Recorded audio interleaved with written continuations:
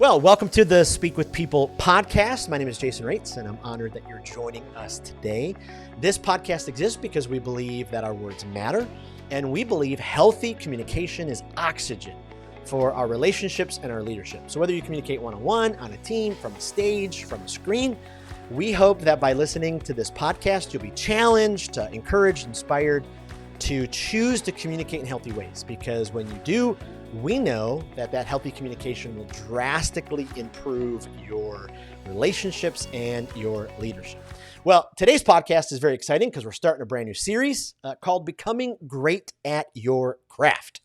And so we're interviewing just an amazing array of speakers, communicators, leaders during this series. And we're going to look at these tips and habits and practices that will kind of help us become great at our craft, that will kind of set us apart and to continue to grow in our communication. So if you're a speaker, or you're someone who regularly delivers sales presentations, or you're an influencer online, you communicate into a camera, this series is for you. Every speaker wants to become more effective, more clear, more compelling. And so that's why we're heading into this series. So we're kicking this series off today with a look at how to figure out what we're good at to talk about. What should our message be? Should we speak about everything? And a lot of speakers, a lot of communicators, we struggle with finding what our message is. We have lots of passions. We want to narrow it down. Well, today I am so incredibly and ridiculously excited because I get to interview a leader who I just blabbed to before I hit record. Kind of sounded a little bit stalkerish just because I admire his leadership. I admire his business entrepreneurship, and I admire his communication skills, and I followed him for a many long time. So years ago, he was kind enough to give me a conversation that kind of helped me in some ways. And so today he's agreed to be on the Speak with People podcast. So I just want to go ahead and welcome Grant Baldwin to the podcast. Thank you so much, Grant. Jason, it's an honor and delight to hang out with you, man. Well, thank you again. Hey, I thought before we hopped into the conversation, you could just tell us a little bit about who you are, let our listeners know your story, what you do, all that kind of stuff. Yeah. So most importantly, outside of the speaking world, I'm married to my high school sweetheart. We got 3 beautiful daughters. So it's me and a house full of women. It's the absolute best. It's like my own little Barbie dream house. And so in the speaking world, this is a world that I am deeply passionate about, have spent the majority of my career in. And so if we go back in time, in high school, I was really involved in my local church, and my youth pastor had a big impact in my life. And I was like, I want to do that. Like, that seems like a cool profession. I know you came out of ministry as well. So I think we all kind of like idolize our youth pastor. Like, yep. I kind of felt like if I could make the kind of impact in other lives that he made in my life, that just seemed incredibly fulfilling and rewarding. And so that was kind of the track I was on. I went to Bible college, was a youth pastor for a little while. Parts of it I liked, parts of it I didn't like. But one thing I really enjoyed was speaking. And speaking was one of those things I felt like I was decent at. I wanted to do more of. Decided I wanted to make a career of this, but I just didn't really know, like, how does that actually work though? And, how do you find gigs, and what do you speak about, and who are your speakers, and how much do you charge? And like, how does this mysterious world work? And so at the time, this was about 17, 18 years ago or so, there weren't any podcasts like this or trainings or programs or coaching or anything like that. Like, it was just, I found myself like emailing other speakers, harassing other speakers, stalking other speakers, can I pick your brain type stuff, and learned a couple things. And eventually got to a point where I was booking some gigs, and then more gigs, and eventually was doing about 60 or 70 paid speaking gigs a year. Wow. And then about 8-9 years ago, so I had a lot of people who were asking me like, hey, I want to be a speaker. How do I do that? And had a lot of the same questions that I did. Things like, how do you find gigs, and how much do you charge, and how do you get started, and how does it all work? And so about 7 years ago is when I started the Speaker Lab, which is a training company and coaching company for speakers, teaching primarily the business of speaking. How do you find and book gigs? And so, yeah, that's the core of what we do today, is working with speakers and help them make an impact and income with their message. Wow. That's incredible. Well, I am one who has read the book, and I remember when it came, I was actually leaving for a speaking trip, and I think I read it I just read it cover to cover on the flight, and it was that's awesome, insanely helpful, and so I appreciate that. So speaking about that, then, all different types of leaders, communicators are listening to this podcast, and we're kind of talking to 2 different types of leaders, communicators today. Ones who speak, regularly for a living. And then there are folks who are giving sales presentations and delivering, updates to their boss, and, all that kind of stuff. So when it comes to someone who's, trying to figure out, boy, I feel like I'm going to be a speaker. I feel like I need to communicate. I want to become great at this. How do I figure out what to talk about? because I have, lots that I can talk about. So is there somewhere you can point us, point me to where, I can know what to speak about? Yeah, and even like you kind of alluded to there, Jason, a lot of it kind of depends on the context or the nature of what it is that you're doing, right? So Mm, if you're delivering sales presentations, then it should be pretty clear cut of what that presentation is going to be about. Now, if you're someone who's saying like, I'm interested in being a speaker, I want to get paid to travel and speak, similar to what you've done, and just trying to figure out like, to your point, I have all these different options. What do I speak about? So one of the things that we do is inside the book that you referenced there, and inside all the training that we do at the Speaker Lab, as we teach what we call the Speaker Success Roadmap, and it makes the acronym SPEAK, SPEAK.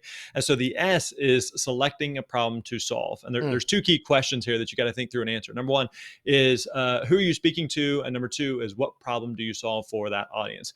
Because the mistake that a lot of speakers make here is we tend to want to spread the net as far and wide as possible. And so mm. who do I speak to? I don't know. I speak to humans. I speak to people. My message is for everybody. Right. And as we all know, like if it's for everybody, it's really for nobody. And the same thing can be said about what do you speak about? Because sometimes speakers will say, well, what do you want me to speak about? I can speak about anything. We can talk about faith or church planting or marketing or sales or Right. customer service or leadership or motivation. And like on and on the list goes. And even if you know something about some of those different topics, you have some experience there, doesn't necessarily mean that you want to try to position yourself as the person that speaks on all of these different things. Mm, So the analogy we always like to use is you want to be the steakhouse and not the buffet. The mm, steakhouse, not the buffet. Meaning, Jason, if you and we're going out to eat, we're looking for a good steak, like we have a choice. We could go to a buffet where steak is one of 100 things that they offer and they're all mediocre. Or we could go to a steakhouse where they do one thing, but they do that one thing really, really, really well. mm, So they don't do tacos, they don't do sushi, they don't do lasagna, like they do steak, and that's it. And so the it's counterintuitive because again, most speakers think the more things I can speak about, the more people I can speak to, the more opportunities I will have. But event planners, decision makers are not looking for generalists, they're looking for specialists. So mm. again, solve one specific problem for one specific audience. You do that, and it becomes much simpler to build and grow a speaking business. Wow. Wow. It's funny you mentioned the buffet and steak. I just, on our Speak with People blog, we did a 3-week series where we kind of went through the speaking pathway. And I talk about my own journey as a teenager working in a buffet restaurant and then all of a sudden making it to like the steakhouse. And Yeah, there is a big, giant difference. this is true. This is very true. So then the problem to solve, you know, you have to figure out who your audience is first then and kind of get into their mind, their life to try to figure out what are the things that they're dealing with. Is that where you'd start Well, with the audience? yeah, because what we're kind of looking for here is this overlap between what you're interested in, what you're knowledgeable on, what you're passionate about, and what is it that the organizations and groups actually hire speakers to talk Mm, about, right? yeah. So, because just because you say, okay, I'm deeply passionate about underwater basket weaving, okay, that's great, but it doesn't necessarily mean that there's any opportunities for that, or that you can make a career from that, Right. or that you could get to speak on that topic, or that there's an audience that hires for that, right? So part of what we're looking for here is thinking through what is your own experience, what is your own track record, what is your career and professional experience been in? Where are your networks, your Yep. connections, right? So let me give an example. There was a speaker we worked with a while back who came from the restaurant industry, and he was interested in getting into speaking and was like, I've spent a good chunk of my career in the restaurant industry doing like consulting with restaurants. And it was like, I'm just tired of being in the restaurant space. I would love to do something else. I want to speak, but I want to speak elsewhere. I said, yeah, I get all that, but let's start with low hanging fruit. And for you, it's going Mm, to be in the restaurant space because that's a world he understood. It's a world he knew. He knew the language, he knew the lingo, he knew the insider baseball, he knew the people, he right. knew the challenges they ran into, he knew the associations, he knew the decision makers. Like he just knew that world. And so he started there, and it was much simpler for him to get traction Mm, because he understood their challenges and their problems. Now, over time, he shifted and does very, very little in the restaurant world today, but that was a good starting point. So it's important to note that when we talk with speakers, that we emphasize that you're picking a starting point. You're not making a permanent decision. You're not mm, getting married. You're not getting a tattoo. So right. when you think through, like, who is it you speak to and what problem you solve, like, what's low hanging fruit to get the momentum going and to get the ball rolling? Because we always remind speakers it's much easier to steer a car in motion than it is to steer a car in park. When you're Wow. sitting in a parked car, it is really, really difficult to turn that steering wheel. But if you Right. get that car going just a couple of miles an hour, literally like 5 miles an hour, you can start to turn and course correct and pivot that car accordingly. And so we're trying to just get the ball rolling and get some momentum going. And what is the best way to do that? Is again look for that low hanging fruit for you based on your experience and your career trajectory. Wow. Yeah, that's good. Do you think every leader should have some type of a signature talk or like that kind of passion area that they become an expert in? I mean, even if it's someone who's been working at sales or whatever, but they're continuing to look at their communication. Should every leader kind of would this be helpful across, just being, a full-time speaker traveling, but even for a leader to go, yeah, this is the area that I've done my 10,000 hours in, and I can kind of speak with some expertness with this. Yeah, and again, let me give you an example. I'll give you an example of just within our own business here at the Speaker Lab. So, given what we do, people that come to us are interested and they have some type of message that they want to share. And there's a lot of ways that they could go about doing that, right? Speaking is a medium to do that. But people who are interested in speaking are also interested in doing a course and doing a podcast and writing a book or consulting or coaching. I mean, you can do a bunch of different things Right. there. And those are all different things that we could arguably help people with. But if we say, no, no, all we do is we help speakers understand how to find and book paid gigs, like Mm, period, full stop, like that's what we do, then it really, really narrows down and makes it really easier from a marketing perspective, from an outward perspective of what it is that we do and then also makes it simpler for people who are looking at what we do and saying like, is that for me or it's not for me, right? We are a right. steakhouse. We are not a buffet. And so if someone's going like, but I'm a vegetarian, great, like then we're not for you, and that's totally fine. Like we're not trying to Right. appeal to everyone. And so in terms of having a signature message, yeah, I think like having like one core topic that you speak on and kind of one core message that you deliver is important. Now, I'd also say that oftentimes in the speaking space, and Jason, you understand this, is like speaking can like a key signature message can be something that has a slight bit of evolution and change over time to Right. it. Meaning like there are going to be stories and examples and case studies, depending on the nature of what you're talking about, that are going to evolve and change over time. So I remember years ago, I used to have a story that I would tell about American Idol. I never tried out, didn't know squat about American Idol, but just from a viewer standpoint. And it was talked specifically, the bit was about the original judges of Randy, Paula, and Simon. So if I get up on stage today and talked about American Idol and hey, you guys see the latest season with Randy, Paula, and Simon, everyone's gonna be like, who? What are you talking about? And that was, a decade ago. So you Right. have to make sure that your, the stories, the anecdotes, the case studies, the points are going to be evolving, updated, changed, kept up to date over time. Now there may be some core principles, some core ideas, some core thoughts that are like that's pretty timeless and classic, and Yeah. they don't evolve and change dramatically.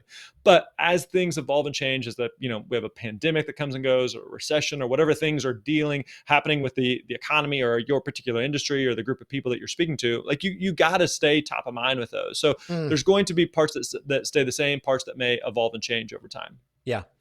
When you primarily traveled and spoke in schools, and if I remember correctly, did you primarily do high schools or was it colleges?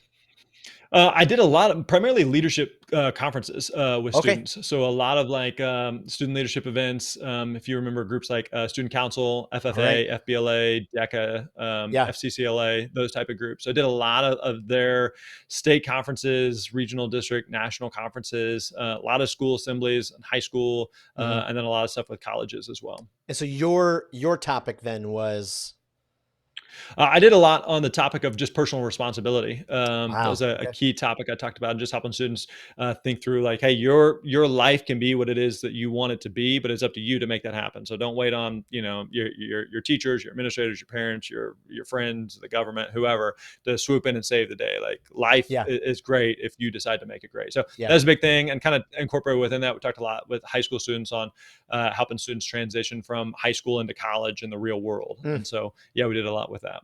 Wow, that's great. So I've narrowed down, that area, and now I'm ready to share it with, some of my. I kind of call it my home team. Who are those people that are Yeah. close to me? So what if those people are like, ooh, like, are you sure? Like what advice would you give someone to, as they're trying to hone that message?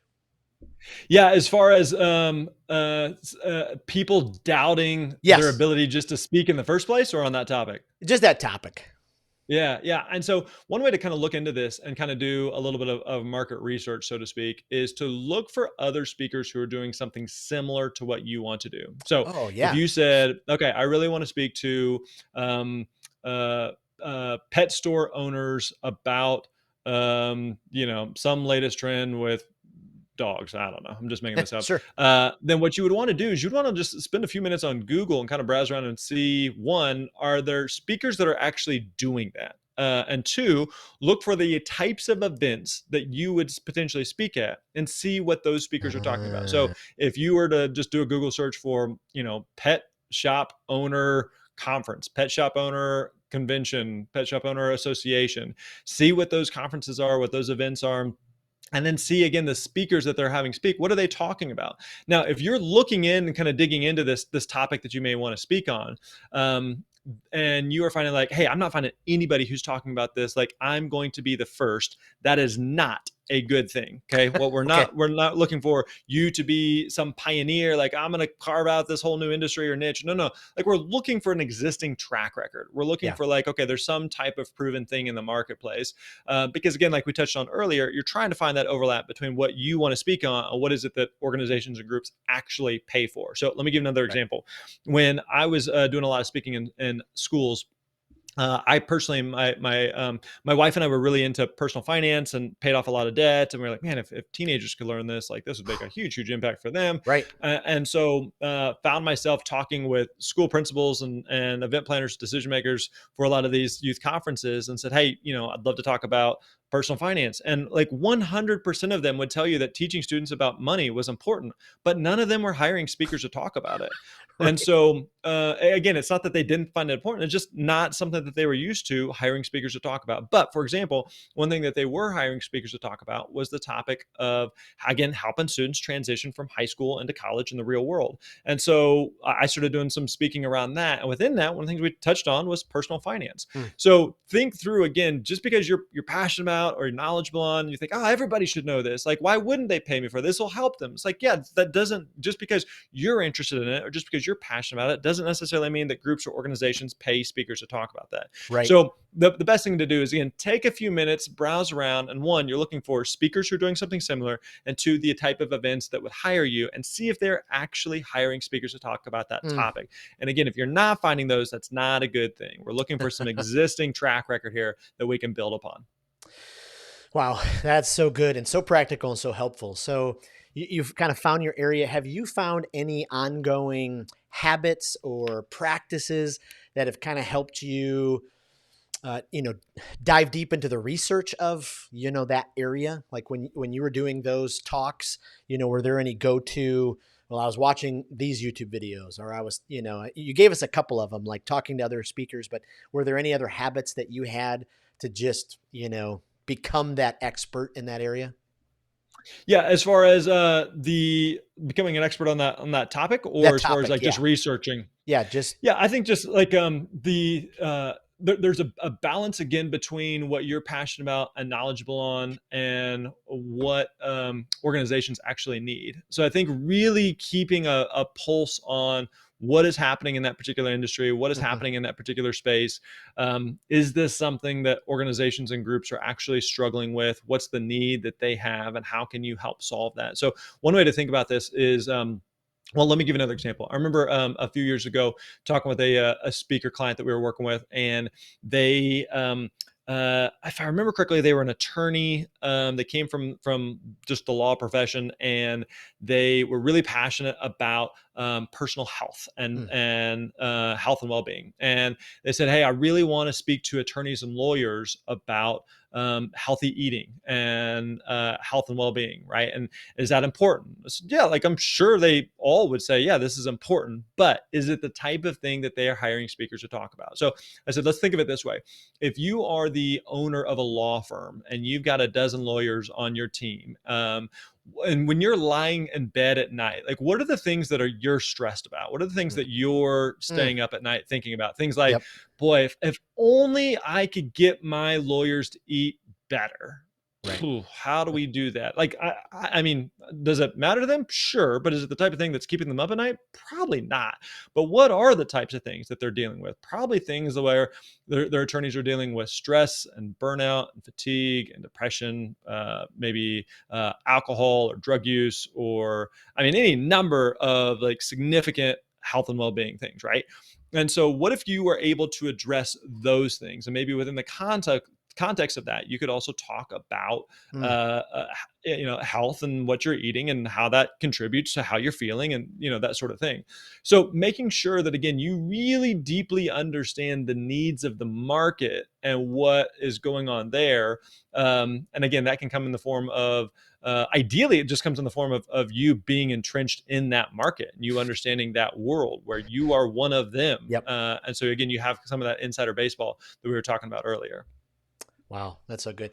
Just, I mean, I hate to do, be the patient here for a second, but as you're talking, I'm like swirling, on my own, own business and own communication. And, I've kind of honed in on healthy communication. And so we talk a lot about that. We talk about healthy communication is oxygen for your relationships and how do you choose, communication.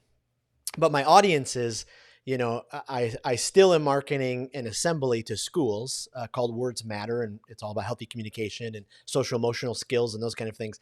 And then I do also market, this healthy communication workshop to businesses. And I'm going, Hmm. okay, am I at a precipice, kind of point where I'm going, should I just keep narrowing the funnel, to focus on the one audience?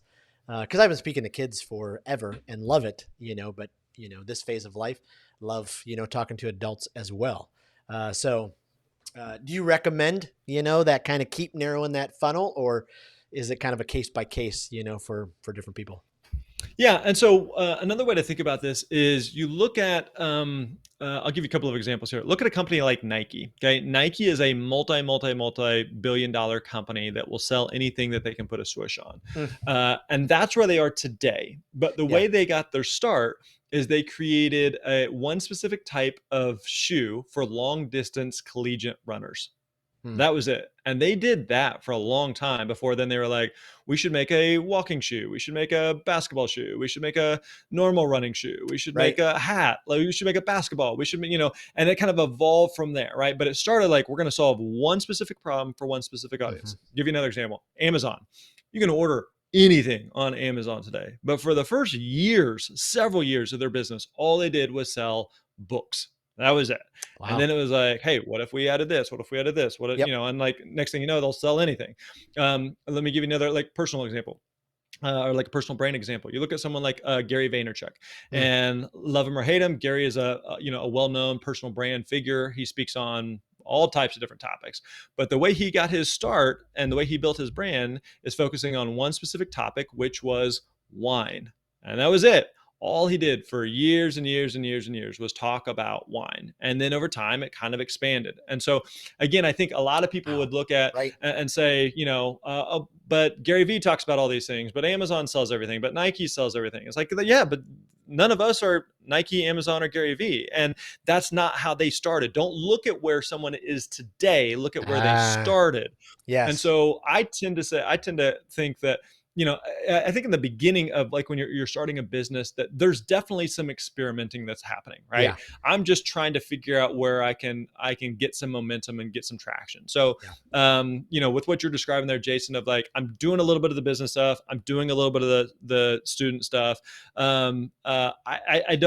I don't love it, but from an experimental standpoint of like, I'm just going to try one of these with the goal being I'm not going to do both of these forever. Right. Because the other thing, whenever it comes to those two audiences, is they are two very different audiences. Their needs are very different.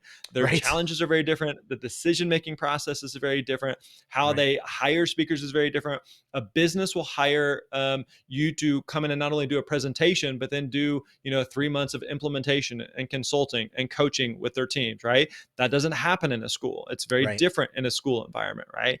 And so being clear of going, okay, I'm going to try both of these for a little while with the goal of landing on one or the other and focusing there. The other thing is when you have like kind of multiple different markets like you're describing, as even if the message is a little bit similar, is you have to communicate to them differently. And Mm, so, if you're trying to, let's say you just have yeah. like one website, the way that you're talking to a high school principal is different than the way that you're talking to a business owner. And so it's Yeah. like, I'm trying to speak to both of them, but I'm really talking to neither of them at the same time because it's super vague. Yeah. And so again, I think that Good. that No, again, that's good. it's counterintuitive, but you focus on one audience, solving one problem for that audience, and it just everything else becomes so much simpler. Your website, your Yep. marketing materials, your email lists, your opt-ins, your demo video, like all of it becomes so much simpler because I know exactly who I'm speaking to and exactly what their needs are. Yeah. No, that's good. Oh, I needed to hear that. Just the last couple questions, we really honed in on, the subject, finding your message, but this overall series, we're kind of talking about becoming great at your craft. Like, is it Mhm. wrong for a communicator, speaker, a leader to want to be the best that they can be when it comes to their communication skills? I mean, sometimes I feel like, I think people feel like, oh, I don't know if I should, if I should really work too hard at being the best I can be in this realm. But how would you encourage people as they kind of go about their skills and becoming, the best version of of a communicator that they can be?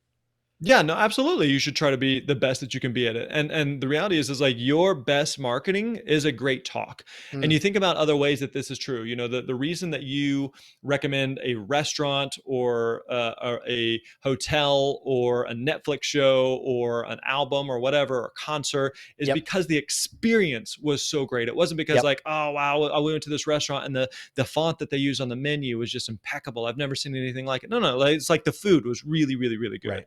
and the experience was overall amazing. I was telling my wife and I saw a movie over the weekend, the movie Air, which is the story about Oh yeah. how Nike signed Jordan in 1984.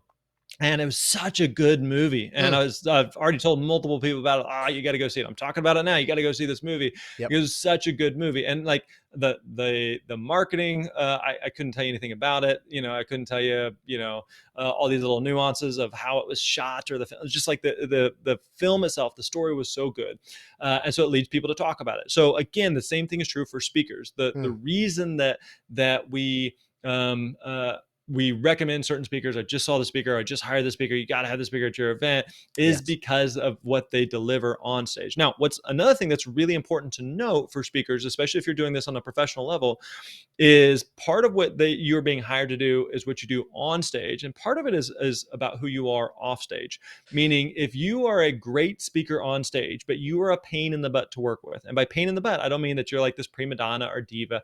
I just mean like your job is to make their job simpler. Right. Like they should just be like, like working with you is just such a breeze, right? And that means like when they need something from you, you get it to them. Like you Right. answer emails quickly. When you say that you're going to be there at 8 o'clock for a sound check, that you're there at 7:45. Like you just make their life simple. And it's just like, it's a relief to work with someone like you.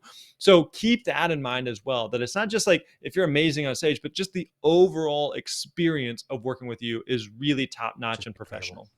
I love that. I love that.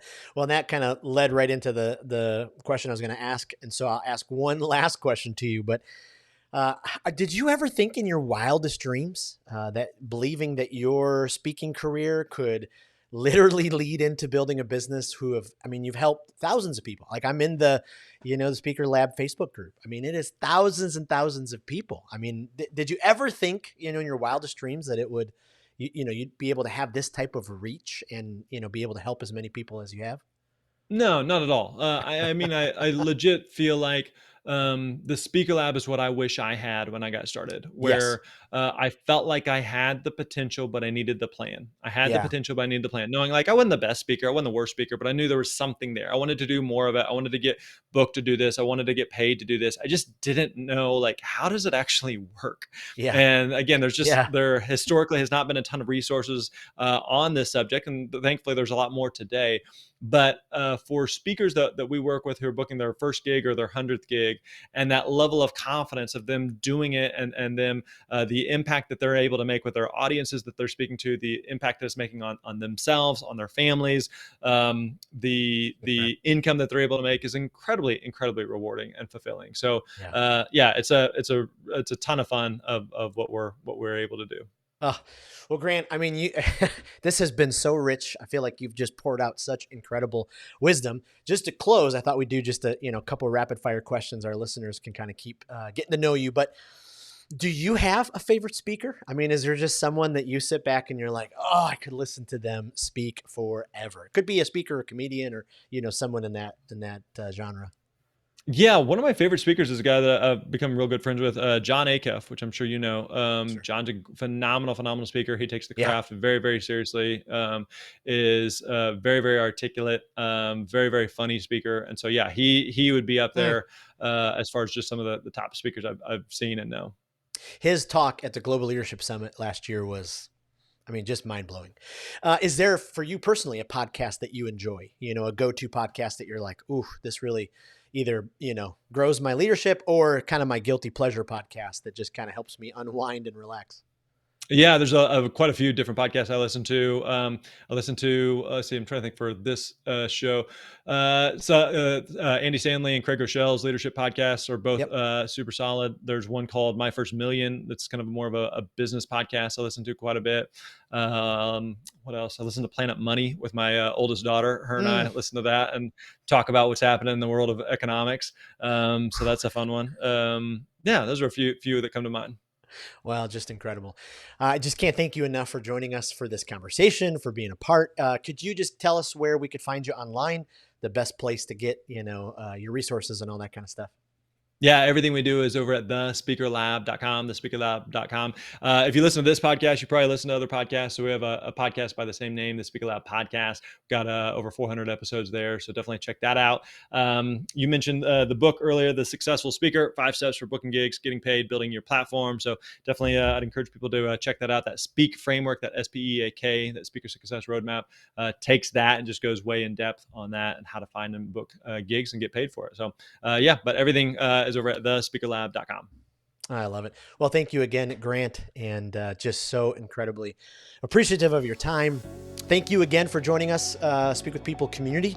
Thank you so much for being a part of this podcast. If you haven't yet joined the Speak with People community Facebook group, please head over there. Every single day, we're putting different resources to help you become a healthy communicator. Again, this podcast exists because our words matter, and we believe healthy communication is oxygen for our relationships and our leadership. So whether you communicate one-on-one, to a team, from a stage, or from a screen, we hope that our time today challenges you, inspired you, encouraged you to choose to communicate in healthy ways, because you really will change your world in drastic ways. Thanks again, and we will see you next week for week 2 of our Becoming Great series. Thanks so much. Bye.